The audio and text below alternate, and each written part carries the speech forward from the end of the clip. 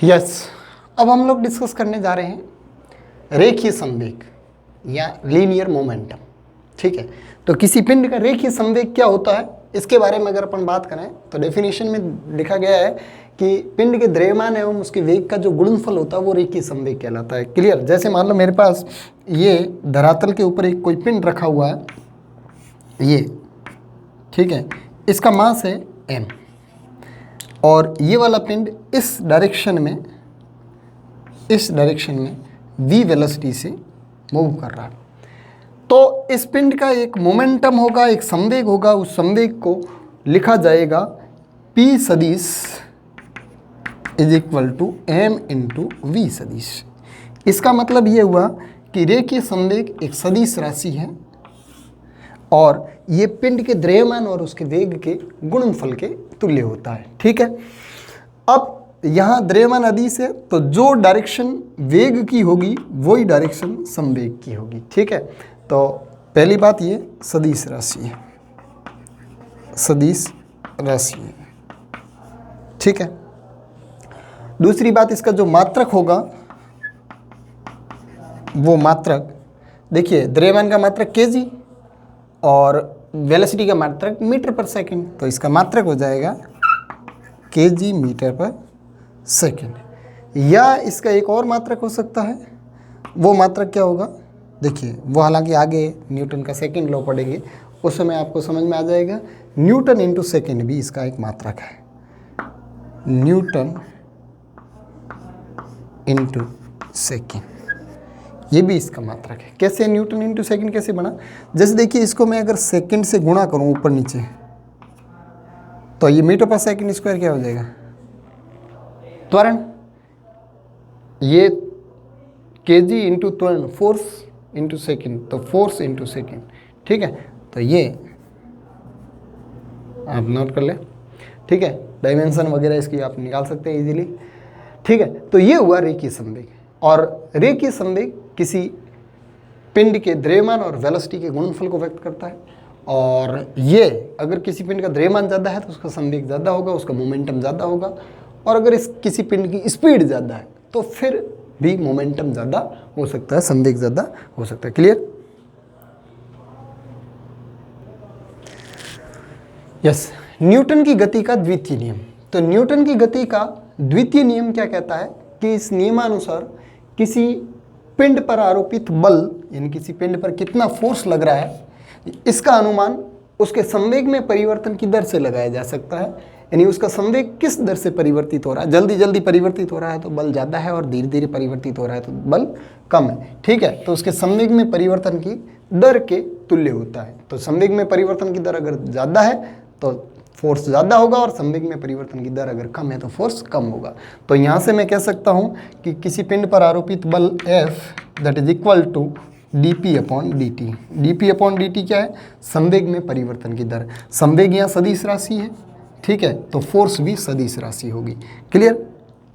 अब ध्यान दें यहाँ पे। ठीक है, अब आपने यहाँ थोड़ी देर पहले संवेग का जो फॉर्मूला था वो लिखा था, आप यहाँ लिख सकते हैं, यहाँ संवेग P is equal to m into v सदिश। ठीक है, और ये वाली वैल्यू अगर मैं यहाँ पे पुट करूँ, अतः बल F इज इक्वल टू लिखा जा सकता है d अपॉन डी टी और संवेग की जगह m इंटू वी सदिश। ठीक है, अब ये u इंटू वी का अवकलन है तो हम लोग जानते हैं u इंटू वी का अवकलन क्या होता है।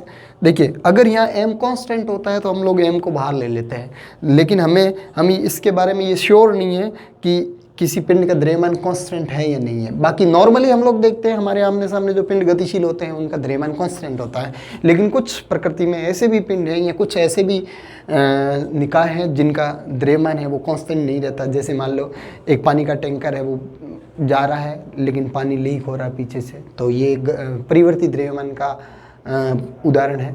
रॉकेट है, ऊपर की तरफ उड़ रहा है लेकिन ईंधन खत्म होते होते गैसों के रूप में धुआं जो बाहर निकल रहा है उससे उसका द्रव्यमान कम होता जा रहा है लगातार।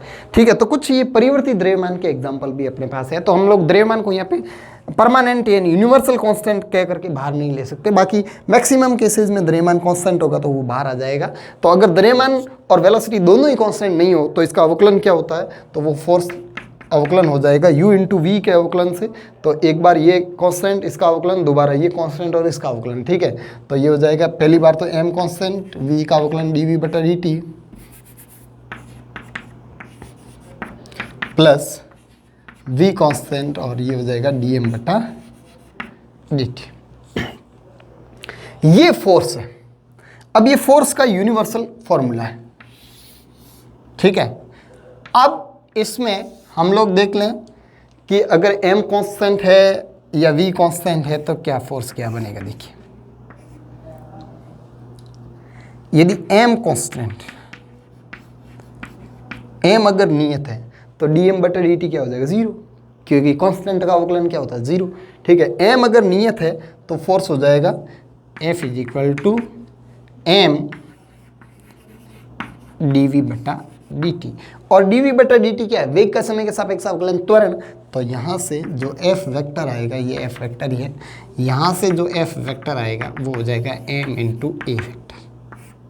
ठीक है, ये तो फोर्स कांस्टेंट है, ये तो जब द्रव्यमान कांस्टेंट है उस केस में।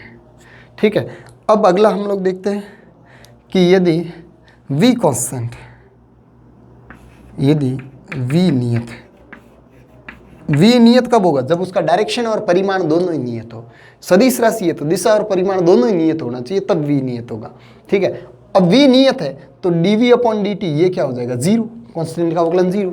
ये 0 हो जाएगा तो ये पद पूरा ही हट जाएगा और ये यहाँ से आएगा। फोर्स का फॉर्मूला क्या बनेगा बताइए, यहाँ से फोर्स का फॉर्मूला बनेगा F is equal to v dm बटा dt। द्रव्यमान में परिवर्तन की दर यहाँ पे फोर्स डिसाइड करेगी कितना होगा। ठीक है, और अगर ये इनमें से दोनों में से कोई भी अगर नियत नहीं है तब तो ये फोर्स का फॉर्मूला है ही। और अगर इनमें से कोई दोनों में से द्रव्यमान नियत है तो मैक्सिमम केस में द्रव्यमान नियत होता था, F बराबर m में पढ़ते हैं हम लोग।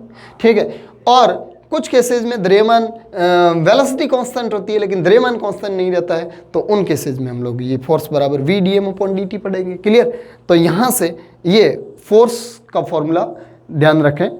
कहने का मतलब ये हुआ कि न्यूटन की गति के द्वितीय नियमानुसार हम लोग फोर्स का फॉर्मूला डिफाइन करते हैं, फोर्स का फॉर्मूला डेरिवेट करते हैं F equal to m a वाला।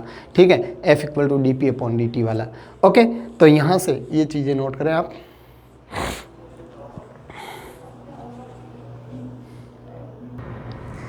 यस, आपको एक एग्जाम्पल दिया हुआ है जिसमें आपको बोला गया है कि एक 4 kg द्रव्यमान का पिंड 5 मीटर की ऊंचाई से इस धरातल पे गिरता है। ये धरातल है,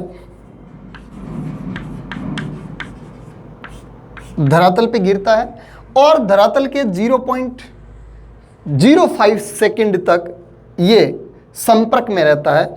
ये इसका संपर्क समय अंतराल है कि इतने टाइम तक इसके कांटेक्ट में रहता है और इसके बाद में फिर ये यहाँ से रीबाउंस होता है और 1.8 मीटर की हाइट तक ये वापस पहुँचता है। तो आपको बोला है कि धरातल द्वारा कितना बल आरोपित किया गया। धरातल द्वारा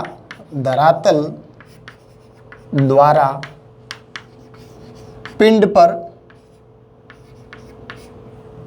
आरोपित बल की गणना कीजिए। धरातल द्वारा पिंड पर आरोपित बल की गणना कीजिए। तो देखिए, यहां पे हम लोग जानते हैं कि फोर्स जो होगा वो होगा dp अपॉन dt, यानी धरातल से टकराते समय इसके संवेग में परिवर्तन की दर क्या थी, यानी धरातल के टक्कर के समय इसके संवेग में परिवर्तन की दर क्या थी। ठीक है, तो हम लोग यहाँ पे कितने समय अंतराल पर ये यहाँ रहा, तो हम लोग यहाँ पे परिवर्तन की औसत दर अगर निकालें तो delta p vector upon delta t vector, ये औसत दर है, ये इंस्टेंटेनियस दर है और ये औसत दर है। तो औसत दर निकालते हैं इतने टोटल इतने समय अंतराल के लिए। तो संवेग में परिवर्तन कितना हुआ पहले वो कैलकुलेट करें। तो पिंड के संवेग में परिवर्तन, पिंड के संवेग में परिवर्तन। तो पिंड के संवेग में परिवर्तन delta p that is equal to P2 minus P1। P2 is what, final संवेग, और P1 इज व्हाट, इनिशियल संवेग। ठीक है, तो P2 इज व्हाट, P2 यहाँ पे हो जाएगा m into V2 minus P1 यहाँ हो जाएगा m इंटू V1। V1 यहाँ टकराने की स्पीड है, इस जगह जिस स्पीड से ये टकराएगा यहाँ पे वो वाली स्पीड है V1, और यहाँ से जिस स्पीड से ये वापस रीबाउंस होगा वो वाली स्पीड है V2। ठीक है, तो ये H हाइट से यहाँ टकरा रहा है, तो यहाँ की इसकी जो स्पीड हो जाएगी V1 वो बराबर हो जाएगी √2gh1, और V2 क्या हो जाएगी, V2 हो जाएगी √2gh2। H2 वापस जाएगा भाई, यहाँ से जितने वेग से वापस ऊपर उठेगा वो इस हाइट तक जाएगा, तो उसका फॉर्मूला ये हो जाएगा। ठीक है, तो यहाँ से देखिए √2g कितना 10, g 10 यहाँ गिवन मान लो, या मान लें g बराबर 10 मीटर प्रति सेकंड स्क्वायर है, ये आपको क्वेश्चन में दिया गया है। ठीक है, 10, h1 कितना है 5, तो 5 इंटू 2 10, 10 इंटू 10 का √10 मीटर पर सेकेंड, तो आपका 10 मीटर पर सेकेंड आपका इनिशियल वेलोसिटी आया। फाइनल वेलोसिटी निकालें तो √2g 10 इंटू 1.8, ये कितना हो गया 10 इंटू 1.8 18, 18 इंटू 2 36, 36 का √6 मीटर पर सेकेंड। क्लियर। अब यहाँ से ये वैल्यू यहाँ पुट करेंगे, m यहाँ से कॉमन आ रहा है, m v2 माइनस v1। ठीक है, m कितना है, m है 4 kg, okay m 4 kg। v2 कितना, v2 फाइनली ऊपर की तरफ मैं डायरेक्शन पॉजिटिव मानूं तो नीचे की डायरेक्शन नेगेटिव होगी, तो v2 मेरे पास है 6, पॉजिटिव में 6, और v1 किधर है, नीचे की तरफ है, तो नेगेटिव में -10 हो जाएगा, तो ये माइनस ऑलरेडी है और ये -10। ठीक है,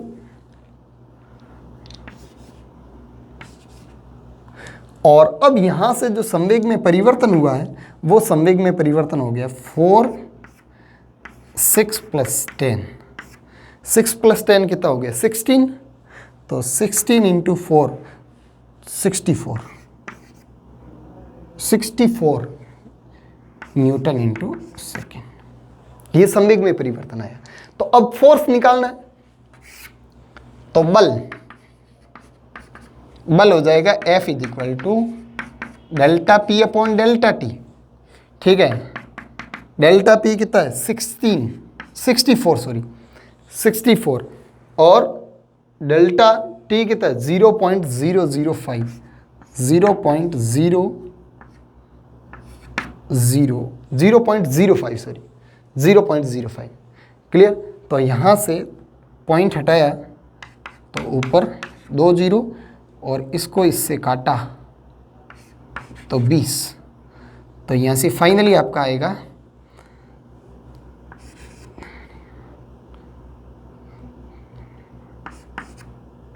1280 न्यूटन का फोर्स, यानी दीवार इस सरफेस ने, इस धरातल ने इस पिंड पर टक्कर के समय 1280 न्यूटन का औसत बल आरोपित किया। तो ये औसत बल है, ध्यान रखें। तो यहाँ पे आपको जो बल पूछा गया है इस पूरे समय अंतराल में पूछा है, तो ये एक तरीके से औसत बल है। कैसा बल है ये, औसत बल।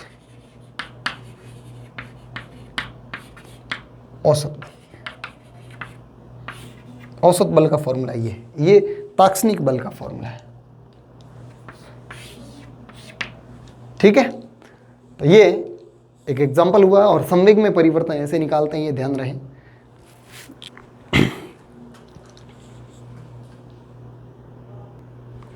नेक्स्ट एग्जांपल में आपको दिया गया है कि एक खड़ी दीवार है और खड़ी दीवार पर एक बॉल m द्रव्यमान की बॉल v वेलोसिटी से आके टकराती है, थीटा कोण पर आके टकराती है। थीटा किधर है, दीवार के अभिलंब से थीटा कोण पर टकराती है। अगर आपको दीवार से थीटा कोण पर दिया हुआ हो तो इसका आंसर अलग होगा, और ये अभिलंब से थीटा कोण है तो इसका आंसर अलग होगा, ध्यान रखना। ठीक है, तो अभिलंब से थीटा कोण पर टकराती है और फिर वापस चाल में परिवर्तन किए बिना या उसी चाल से वापस रीबाउंस हो जाती है, वही थीटा कोण पर ही रीबाउंस होगी, तो थीटा कोण पर पुनः रीबाउंस हो जाती है। ठीक है, तो बोला कि टक्कर के दौरान पिंड के संवेग में परिवर्तन की गणना कीजिए। ओके, तो करते हैं पिंड के संवेग में परिवर्तन की गणना। इधर देखिए, तो पिंड का संवेग परिवर्तित कैसे हुआ, कैसे नहीं हुआ, वेक्टर से अगर अपन चलें तो वेक्टर से करते हैं। देखो देखिए, हम लोग देखते हैं संवेग में परिवर्तन delta p vector that is equal to P2 vector minus P1 vector. P2 vector final संवेग और P1 वेक्टर इनिशियल संवेग। ठीक है, तो अगर मैं इनिशियल संवेग की बात करूं तो इनिशियल संवेग है इस डायरेक्शन में m इंटू वी। ठीक है, ये एंगल थीटा तो ये एंगल थीटा, तो इसका m we cos i cap इधर होगा और m v sine i cap इधर होगा। तो अपना जो इनिशियल है संवेग वो P1 इज इक्वल टू हो जाएगा, P1 vector is equal to m we cos theta I cap, और ये इधर की तरफ माइनस जे कैप है तो minus M v sine theta जे कैप। ये आपका इनिशियल संवेग हो गया। ठीक है, और फाइनली ये पिंड इधर जा रहा है इस डायरेक्शन में इधर, और इसका संवेग अभी भी ना तो द्रव्यमान परिवर्तित हुआ ना इसकी चाल परिवर्तित हुई, तो संवेग का परिमाण अभी भी m इंटू वी है। और इसका इधर की तरफ घटक वो एम वी कॉस थीटा और माइनस आई कैप की डायरेक्शन में है, तो एम वी कॉस थीटा और साथ में माइनस आई कैप, और जे कैप भी माइनस में ही है तो minus M we cos theta J cap. ढंग से देखें तो जे कैप की डायरेक्शन में इसका संवेग परिवर्तित हुआ ही नहीं है, सिर्फ आई कैप की डायरेक्शन में इसका संवेग पहले इधर था और बाद में इधर हो गया। ठीक है, तो परिवर्तन निकालें तो इस वाली डायरेक्शन को पॉजिटिव माने तो ये नेगेटिव हो जाएगी। ठीक है, तो अब देखिए परिवर्तन की अगर मैं बात करूं तो delta p vector that is equal to P2 की वैल्यू ये रही, नहीं सॉरी ये P1 की रही, ये P2 की रही। ठीक है, P2 की वैल्यू यहाँ पे पुट करूँ तो देखिए ये माइनस बाहर ले लिया तो minus M we cos theta I cap, फिर minus M we cos theta J cap. ये तो हुआ आपका P2, फिर माइनस P1 की वैल्यू रखूँ तो ये रहा P1 m we cos theta I cap minus M v sine theta J cap. ये माइनस अंदर जाएगा तो ये माइनस का हो जाएगा और ये प्लस का हो जाएगा, और ये प्लस का और ये माइनस का कैंसिल हो जाएगा, और डेल्टा पी वेक्टर आपका आएगा कितना 2mv कॉस थीटा आई कैप, और ये माइनस आगे रहेगा तो माइनस 2mv कॉस थीटा आई कैप। क्लियर? ये इस पिंड के संवेग में परिवर्तन हुआ अगर ये वाली डायरेक्शन आई है और ये वाली डायरेक्शन जे है तो। ओके, अब आपको अगर ये पूछा जाए कि एक पिंड है, नॉर्मली सीधा सा एक पिंड है, वो v वेग से इस दीवार पे टकराता है और वापस v वेग से ही उछल जाता है, v से टकराता है v से उछल जाता है, तो इधर की तरफ इसका संवेग mv और फाइनल इधर की तरफ इसका संवेग mv, तो यहाँ पे जो संवेग में परिवर्तन होगा वो होगा 2mv। समझ गए? तो अगर ऐसा नहीं है, या ध्यान रहे कि आपका इनिशियल संवेग mv फाइनल संवेग mv तो परिवर्तन जीरो नहीं, इनिशियल संवेग mv फाइनल संवेग माइनस mv है। ठीक है, तो यहाँ पे जो वो P2 माइनस P1 करोगे ना तो ये mv माइनस और फिर ये माइनस mv होगा, तो ये क्या हो जाएगा 2mv हो जाएगा। क्लियर? तो अगर कोई v वेलोसिटी से कोई पिंड अगर किसी सतह पे जाके टकराता है और वापस 180 डिग्री से उसी स्पीड से अगर वापस रीबाउंस होता है तो उसके संवेग में परिवर्तन 2mv होता है। और थीटा कोण पर अगर टकराता है, थीटा किससे? थीटा अभिलंब से थीटा कोण पर टकराता है तो उसके संवेग में परिवर्तन 2mv cos थीटा होता है। और अगर दीवार से थीटा कोण पर टकराता है तो उसके संवेग में परिवर्तन 2mv sin थीटा होगा। क्लियर? तो बात समझ में आ गई होगी कि ऐसे कोई पिंड अगर किसी सतह से टकराता है थीटा कोण पर या लंबवत अगर ऐसे टकराता है तो उनके संवेग में परिवर्तन हम लोग ऐसे कैलकुलेट करते हैं। ओके, नोट कीजिए। यस, अब अपन बात करें आवेग की। तो आवेग सिंपल सी डेफिनेशन है, किसी पिंड पर जितने समय अंतराल के लिए बल लगेगा वो बल और समय अंतराल का गुणनफल आवेग कहलाएगा। क्लियर? तो इसका मतलब आवेग है वो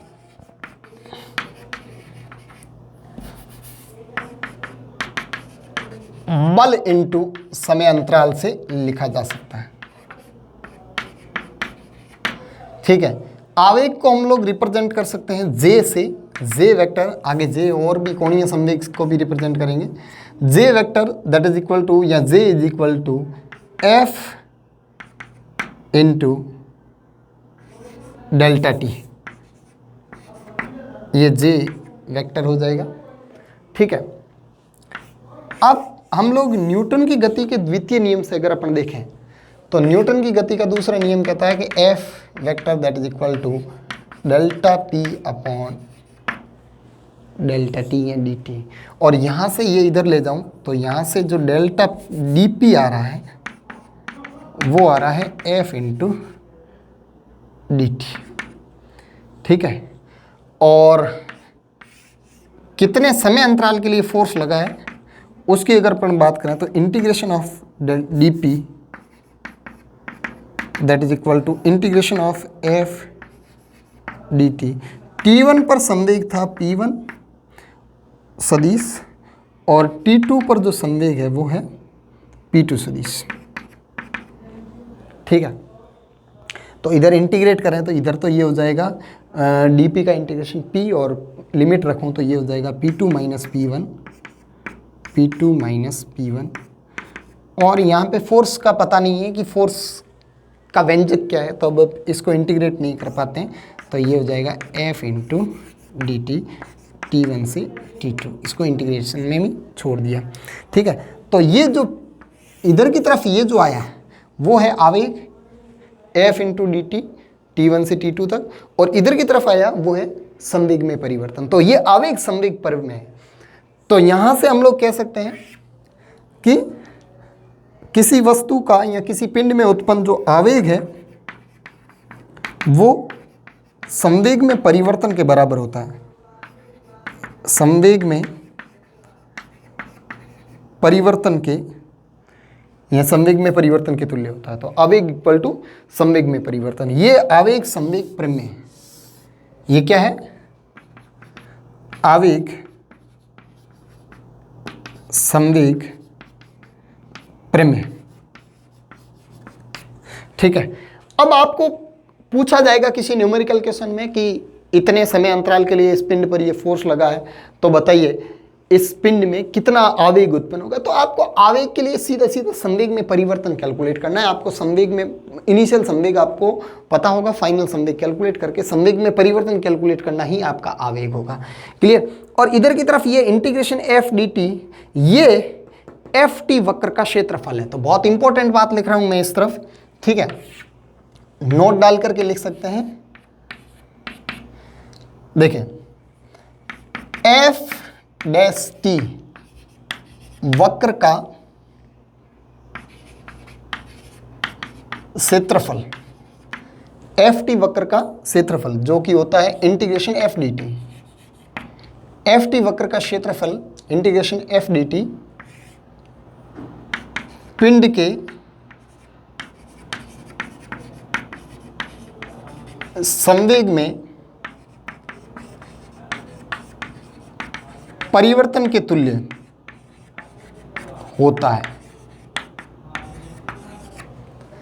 एफ टी वक्र का जो क्षेत्रफल होता है वो पिंड के संवेग में परिवर्तन के तुल्य होता है। अगर आपके पास एफ टी वक्र दिया हुआ है तो उस वक्र का क्षेत्रफल कैलकुलेट करके पिंड के संवेग में परिवर्तन आप इजीली कैलकुलेट कर सकते हो। एक न्यूमेरिकल के माध्यम से, एक एग्जांपल के माध्यम से हम लोग इसको समझेंगे कि एफ टी वक्र के क्षेत्रफल से कैसे संवेग में परिवर्तन, या वस्तु पर ये संवेग में परिवर्तन कह दो या वस्तु में उत्पन्न आवेग कह दो, तो ये संवेग में परिवर्तन के तुल्य होता है और वस्तु में उत्पन्न आवेग के तुल्य भी होता है। क्लियर?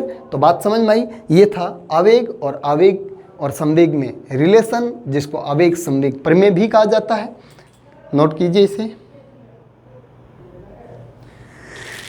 यस, आपको किसी गतिशील पिंड पर आरोपित बल एवं समय के मध्य एक आरेख दिखाया गया है। आपको बोला गया कि पिंड का द्रव्यमान है वो 5 kg है और पिंड का प्रारंभिक वेग है वो 2 मीटर पर सेकंड है। तो पिंड का अंतिम वेग ज्ञात कीजिए। अंतिम वेग कब? t बराबर 5 सेकंड पर। ठीक है, अब हम लोग जानते हैं कि पिंड के एफ टी वक्र द्वारा घेरा गया क्षेत्रफल है वो संवेग में परिवर्तन को व्यक्त करता है। तो इसका मतलब ये हुआ कि पिंड के संवेग में जो परिवर्तन है delta p that is equal to f T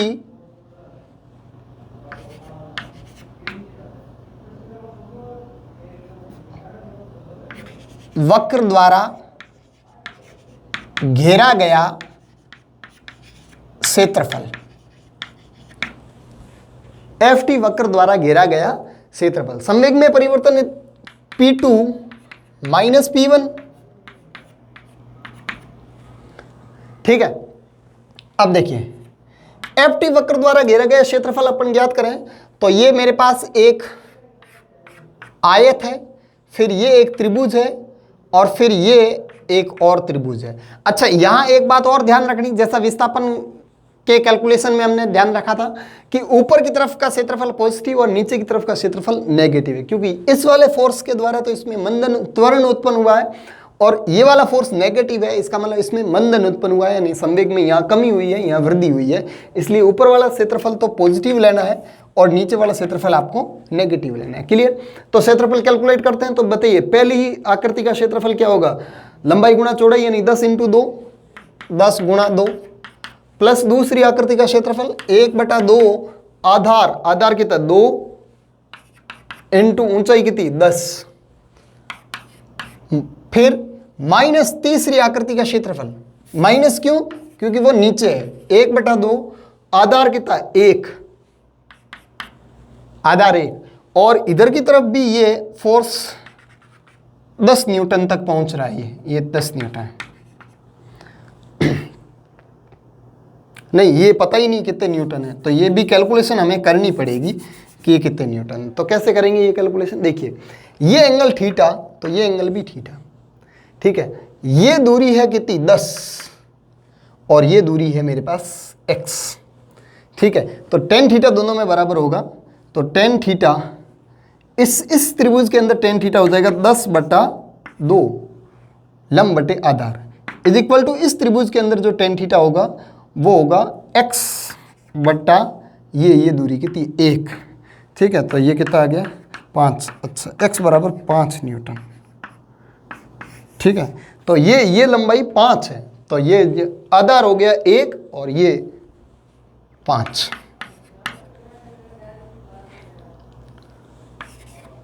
ठीक है, अब देखो ये कितना हो गया 20 और ये 2 से 2 कैंसिल 10 और माइनस ये कितना हो गया 5/2। ओके, अब इसके आगे ये 30 माइनस 5/2 और ये हो जाएगा 30 दूनी 60 माइनस 5 55/2। ठीक है, अब P2 minus P1, P2 minus P1 क्या हो जाएगा? संवेग में परिवर्तन। ये हो जाएगा आपका m V2 minus V1। Clear? m कितना है? m है आपका 5 kg, तो 5 और V2 आपको पूछा है, माइनस V1 आपको दिया गया है 2, इज इक्वल टू 55/2। ये 5 से 55 कट रहा है 11 बार, और फाइनली जो V आया है वो आया 11/2 + 2, और ये 2 उधर मल्टीप्लाई करेंगे तो V हो जाएगा ये 4 और 15/2। तो फाइनली जो आपका V आएगा वो 7.5 मीटर/सेकेंड आएगा। क्लियर? और ये वाली वैल्यू पॉजिटिव आई है, इसका मतलब फाइनल संवेग ज़्यादा है और इनिशियल संवेग कम है। और अगर ये वाली वैल्यू नेगेटिव आ जाती तो इसका मतलब ये होता कि डायरेक्शन चेंज होगी और अंतिम संवेग है वो ज़्यादा प्राप्त हुआ है। क्लियर?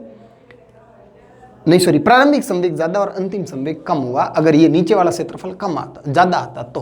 क्लियर? तो ये एफ टी वक्र द्वारा घेरे गए क्षेत्रफल से किसी वस्तु का अंतिम वेग कैसे ज्ञात कर सकते हैं, अंतिम संवेग कैसे ज्ञात कर सकते हैं, इनके बारे में हम लोगों ने बात की। क्लियर? तो इसे भी नोट कीजिए, ये भी बहुत अच्छा पॉइंट है और ये बहुत अच्छा एग्जाम्पल है।